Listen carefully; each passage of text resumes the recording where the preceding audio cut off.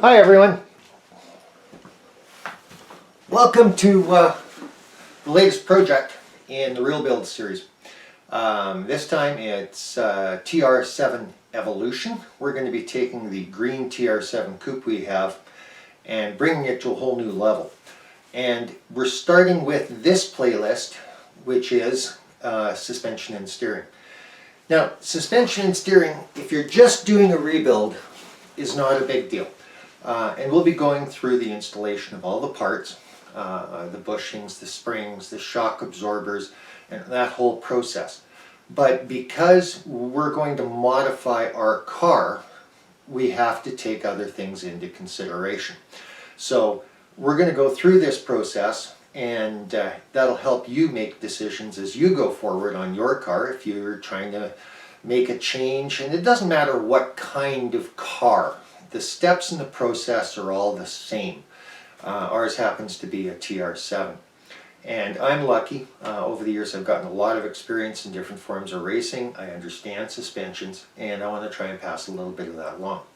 So the first thing you have to consider when you're going to modify a street vehicle especially is what you're going to use it for. So let's take a quick look at the kind of roads I have to drive on and the uses that I'm going to put to it.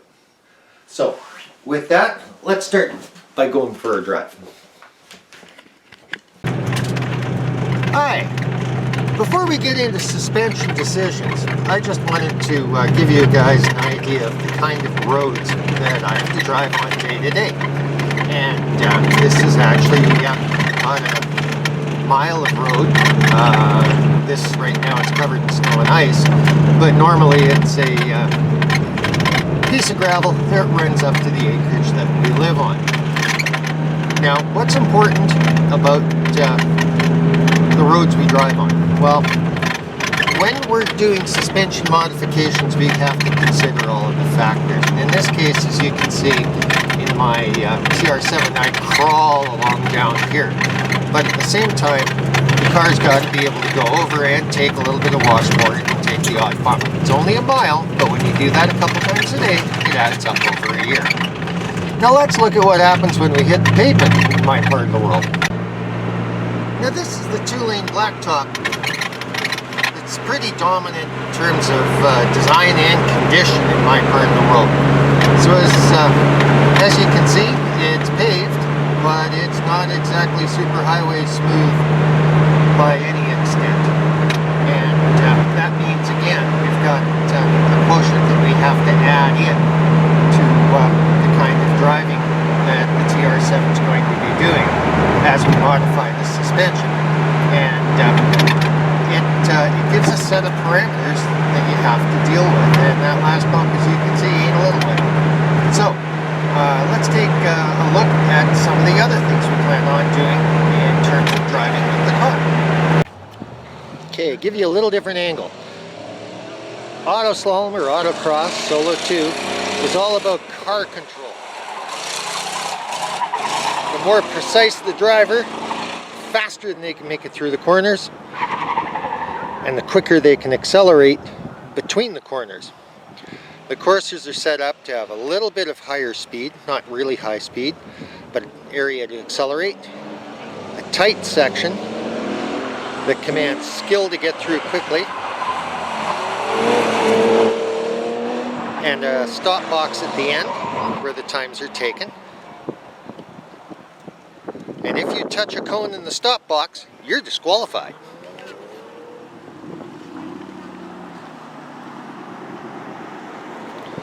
Here we'll catch the Lexus coming through on the back side of the course.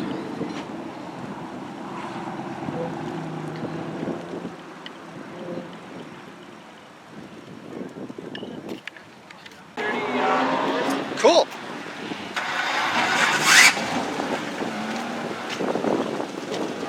Now we're on the far side of the slow section now. Now watch how they come through this corner. Picking up speed the whole way.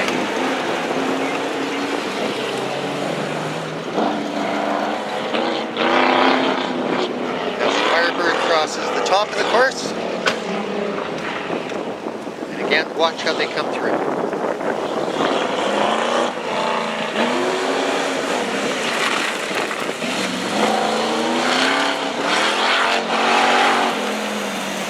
And again, when you get to the stop box, don't touch a pile.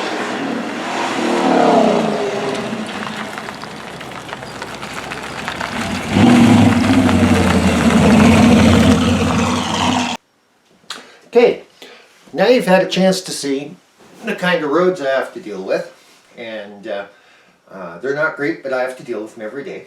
And you've seen the other use that I'm going to put the car to, which is autoslalom. So let's talk about that for a second. If you live in an area where you don't have to contend with the kind of road surfaces I do, and all you're going to do is drive your car day to day, you may not want to change anything, and that's fine. But I want to enjoy my car. I want to drive it as much as possible, and I want to be able to compete in autocross. And autocross, autoslalom, solo 2, whatever it's called in your region, is a great way for me to start improving my driver's skills, because I want to go back racing. And those skills you can't turn on and off on a dime. I've been away from it for a bunch of years. I need to hone my skills while I'm building the race car. So this car is going to allow me to do that. And to do that, I have to make compromises. I've got to develop the car so that it can handle the roads where I live, and I'm going to drive day to day, and I have about a 50-mile commute every day. And through the summer I want to drive the coupe a lot. So it's going to be a commuter car. At the same time, I need to improve the car to be competitive in autoslalom. So that means I need to make choices on things like bushings, shocks, sway bars, and springs. So we're going to jump from here and pop into the shop, look at the suspension parts, and talk about those choices.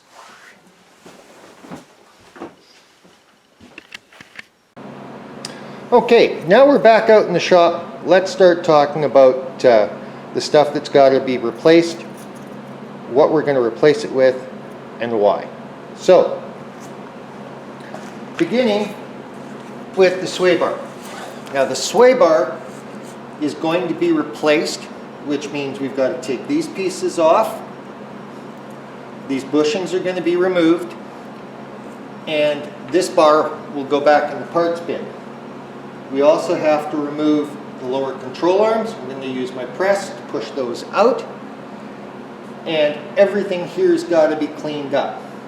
Now we know the ball joints are good, so they're going to stay in place, but every single bushing on the front end is going to be replaced with a polyurethane bushing to tighten it up and to make the car more responsive. We're going to put a bigger sway bar in the front, 34% stiffer, and reinstall these after they're cleaned up and painted. Now, the steering rack itself is in good condition. The boots, clamps, and everything are in good condition, as are the tie rod ends. So that's all going to be cleaned up, repainted, detailed, and it'll go back in. And that takes us to the next pieces, which become the struts. Now the struts are where we're going to have to get into it a lot more.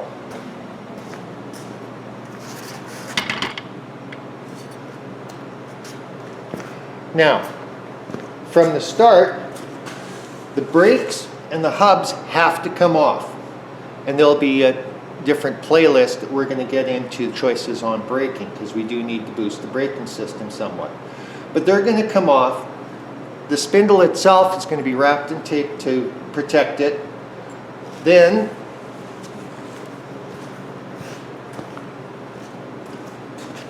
the tops have to come off, and the springs, which we will use the spring compressor for. And then inside, down in here, we have to remove the strut insert. Now here's where we start making choices. Once this is all cleaned up and we go into reassembly, we're going to be putting in an aftermarket shock, and we'll be making a choice on that. They are going to be gas charged, because we need them to provide more control than the factory shock in order to go autoslaloming. The springs are going to be cleaned, primed, and repainted. All new covers, gaiters, those pieces will go in. All the rubber bits, the spring isolators, and preferably replaced with a stiffer product. This way, what we're doing is getting more control with the shock absorbers. By retaining the stock springs, it's going to give us a soft enough ride to deal with the roads out here, but it gives more control when we're cornering. At the top, because we're going to be going with a larger tire on the front end, we're going to install needle-bearing tops on the struts rather than just the bushing, so that it lightens the steering a little bit. In the rear,